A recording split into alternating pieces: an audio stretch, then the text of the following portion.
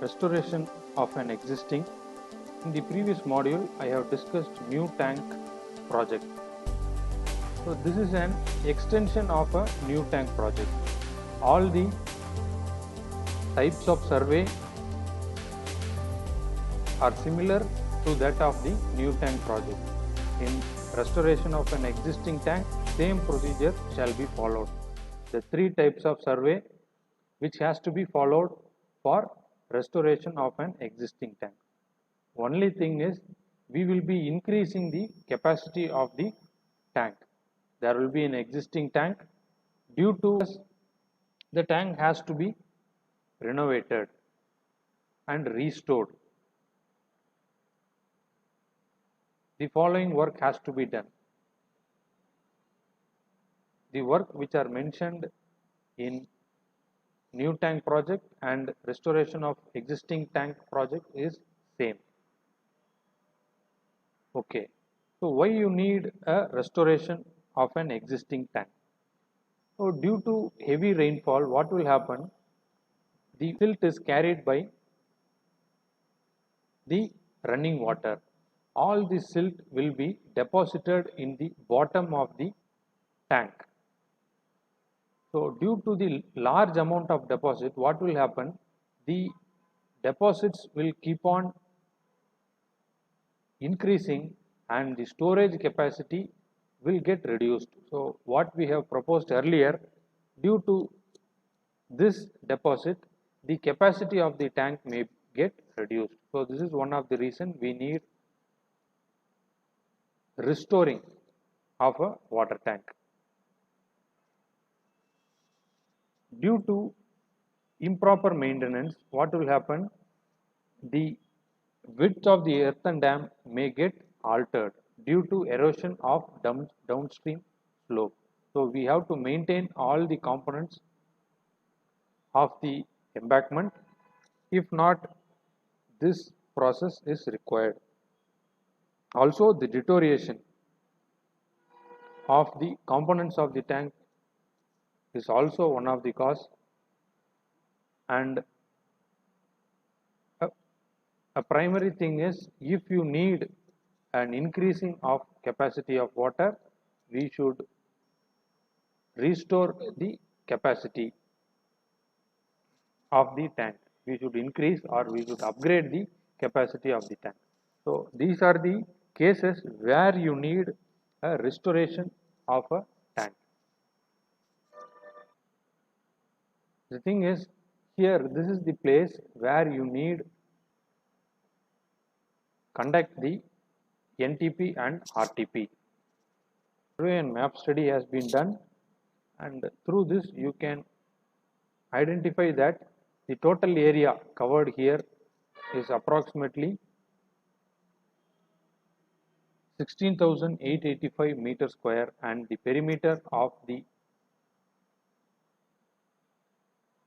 land which we are going to conduct the survey is around 549 meter. So the exact location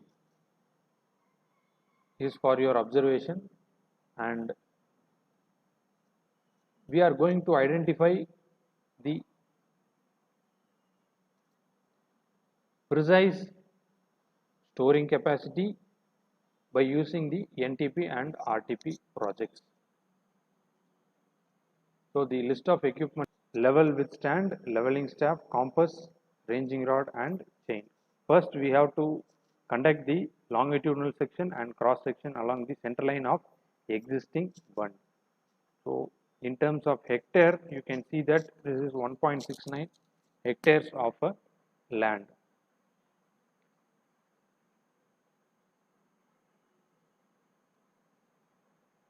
Okay.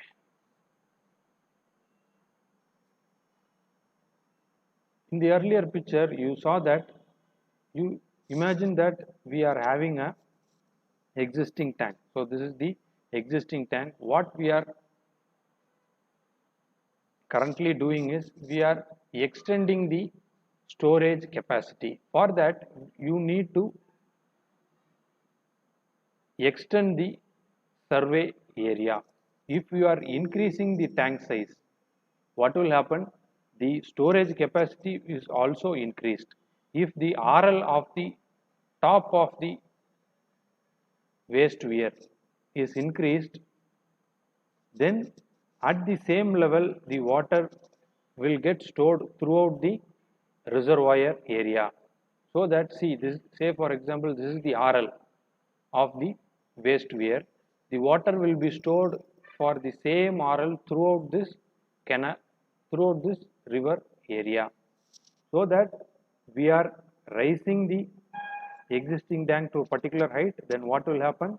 The area will also get increased. In restoration tank project, we already know the existing tank area and the height of the tank and profile leveling, everything is being identified. Only thing is, the adjacent part has to be conducted for longitudinal and cross section survey, for capacity identification, and for map creation. The extra area has to be identified.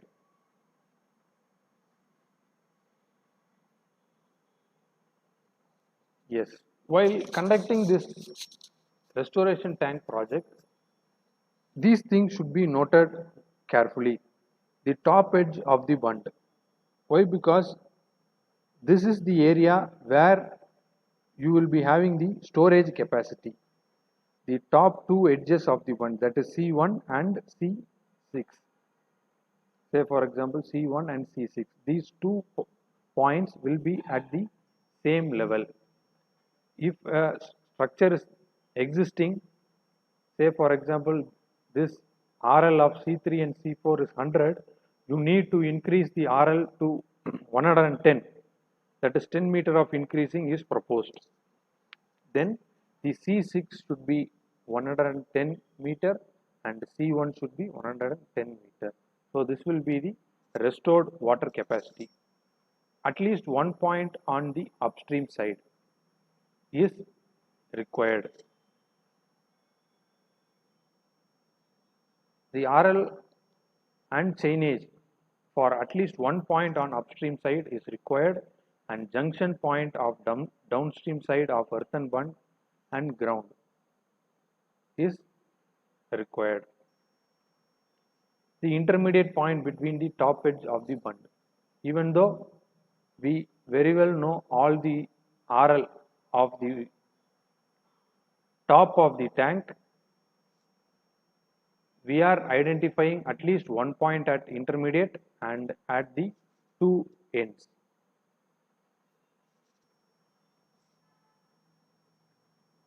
These are the new points which we are going to be measuring, so that the distance may be 5 meter, or the formula which I have discussed with you in previous module, you can use this for the peg interval.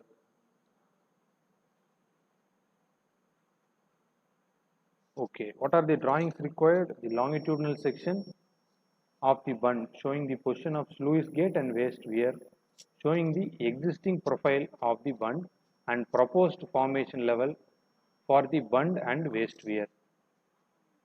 We will be already having this part, the proposed formation level, and for the bund and waste weir is added here. For cross section, every interval showing the profile of existing and proposed bund. So these are the guideline which is given for the drawing, and scale can be used. For capacity contour also, the same picture which you saw in NTP, what you have to do is you have to extend the peg interval for, say for example 5 meter and 5 meter, and you can go through all the RLs along this point and you can measure the capacity at both the sides, so that you will be getting the additional water storing capacity. This is the way to find. So this is your exact area. We already know this part of land and the volume is already known. what you are doing is you are extending into further area to find the reduced level and drawing the contours.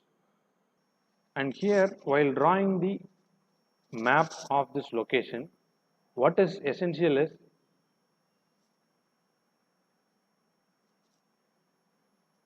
salient features such as electric poles, telephone poles, location of bund sluice. These are the important points has to be marked while conducting the plane table survey, and the nature of the terrain should be plotted on the sheet. Okay. To calculate the quantity of earthwork involved in restoration of earthen bund, you already know the area of existing full tank level, which is in NTP. Right now, you will be getting area of proposed full tank level and contour. So this is A2, and H is the contour interval. So if you know these three components, you will be able to identify the restored storage capacity. Hope you enjoy this session. Happy learning. See you again. Thank you.